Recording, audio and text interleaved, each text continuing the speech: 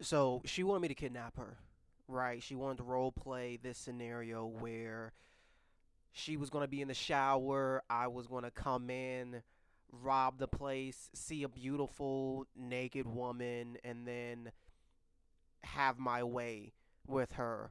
Right? That is the scenario she wanted to role play. Um, and this was my first time ever doing something like this. This was the first time I had ever, not the first time I had ever like heard of anything like this.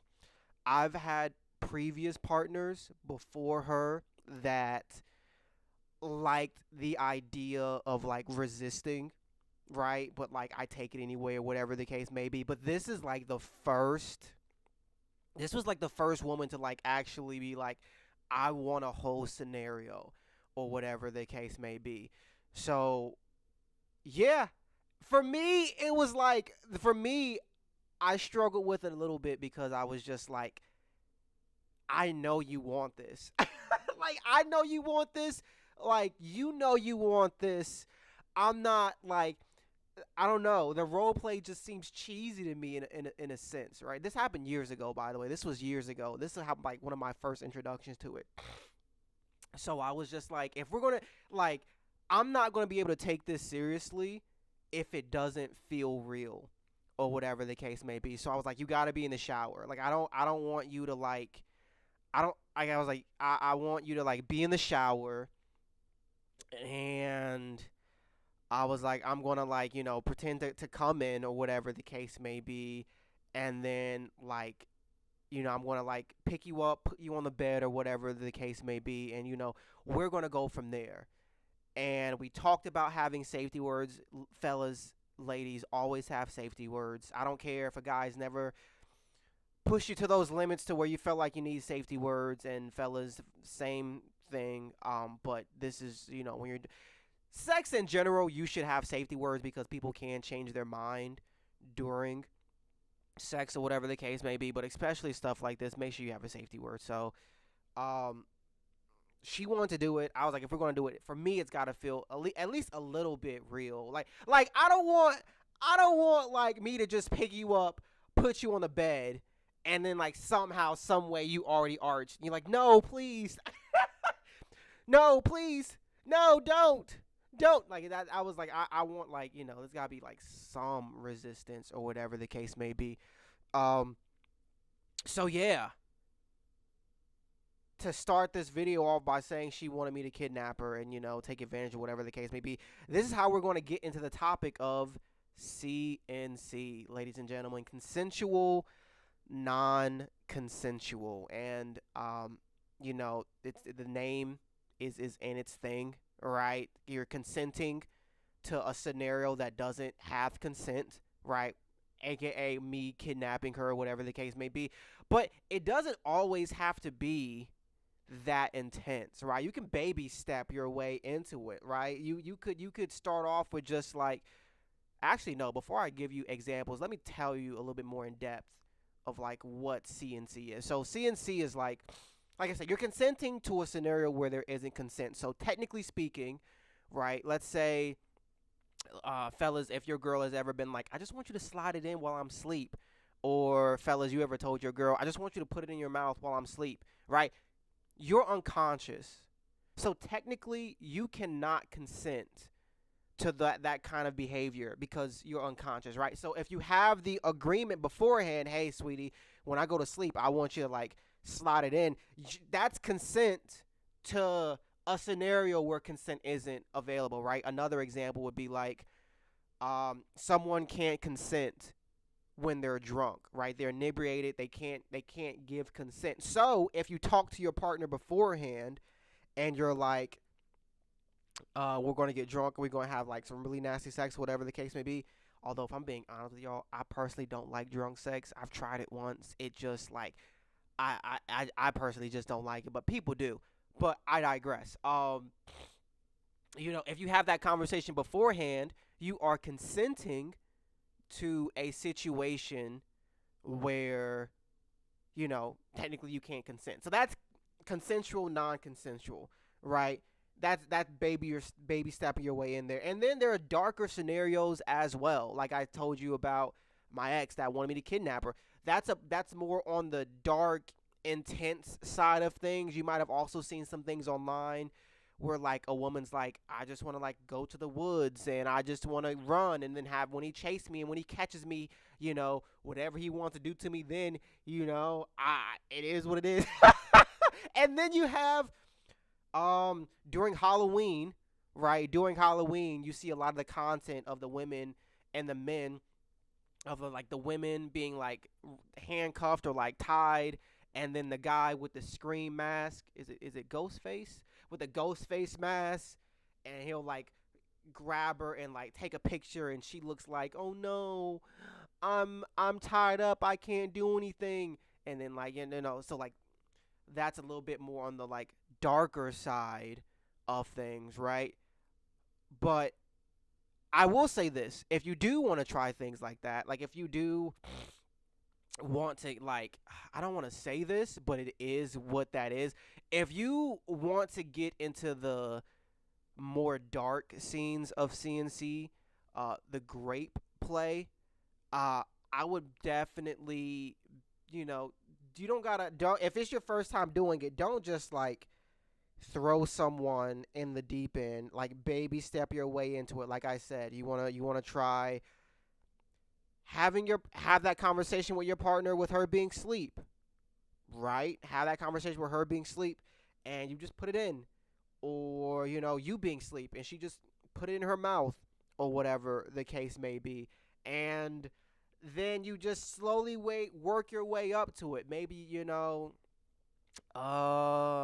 don't know if I should say that, but like, have that conversation with your partner about, putting up a little bit resistance or whatever the case may be. And I want to make this very clear. You need to have conversations beforehand. I don't want you to just like try it like that like I need you guys to have the conversations beforehand. Also, something else, something that is a very common conversation that I have with women is they tell me that they feel a lot of shame for having these kind of desires, and there's no reason to have any sort of shame involving this kink, and they think it's like a very rare thing. Like they think something's wrong with them for having these desires, and they think like, oh, I'm like the only person on the planet that thinks that. And it's like, I've ladies, if I'm being like realistic with you, I want to say like 8 or 9 out of every 10 women that I've spoken to have told me that they want to try this. So it is a lot more common than you think. And I'm not even, those numbers aren't me being dramatic whatsoever. Like it is 9 out of every 10 women tell me they want to try CNC or they've tried CNC before.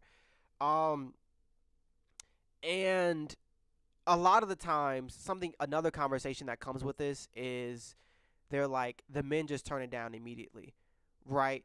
And I have 2 homeboys. I got one homeboy. He said his girl brought it up, and he was just like, nah, I'm all the way good. I'm not trying to go to jail.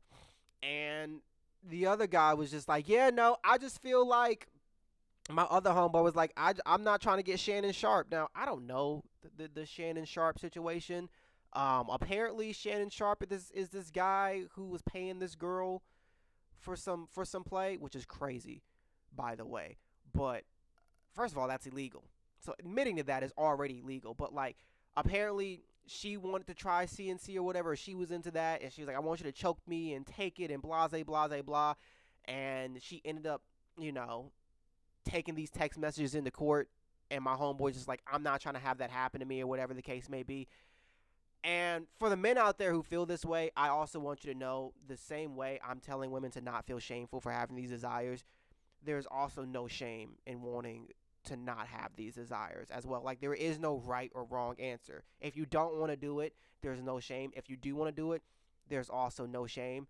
Um, yeah, if you feel like that's something that you want to do to protect yourself, that's cool, right? But also on the other side of things, like when I went to couples counseling with my ex and we talked about having this kind of desire, the therapist actually told us it was like pretty common for women who've been assaulted to want to try CNC. Now, obviously, I'm not a therapist, so I'm about to like butcher what the therapist said. But if I had to sum up what the therapist said, the therapist was like, it's a way for them to like take control of a scenario or situation that they didn't have control beforehand, right? So putting themselves in the same environment where they have control gives back the power. I might be butchering that, but like it's like exposure therapy basically. So it's very common for women who've experienced SA to like be into CNC, right? And it's also very common for women to not want to have anything to do as well. Very opposite reactions to SA. So I would never judge or shame women who are into that and be like, yeah, it's happened to me, and I just want to try it out, whatever the case may be. No shame in that as well. So yes, ladies, I just want y'all to know that like it is very it happens. It's a very common thing. No need to have shame around it. If your partner doesn't feel comfortable with it, that's also no shame in that, right? Um, and I think that's it. I think that's everything. I think if I miss something, if you guys want me to talk about something else specifically in this little niche, it's a very niche thing, by the way. CNC is a very, very niche thing. So if there's anything that I missed that you want to talk about, one somebody in the comment section of my last video was like, I was talking about choking in my last video. He was like, I'm tired of you talking about it. I want you to show us. Are you okay? So just like so, I don't know if some people are going to be like, you should just show us what it is. We talk about it. We talk about it. I also write about it on my Patreon as well. I write about some of the experiences that I have on my Patreon. But yeah, I will not be showing you guys the stuff that I talk about. And the crazy thing is, even in my choking video, I like use my hand and like showed you, don't press on this, squeeze the sides, and he still, that's, it is what it is. I replied to his comment, and I'm hoping I digress. We got sidetracked, but yes, um, I think that's everything. If I missed something, please let me know in the comment section. If you agree, if I said something that resonates with you, please let me know in the comment section as well. If you let me know what you want in the next video, I read the comments, and that's how I come up with video ideas. So I appreciate you all for watching.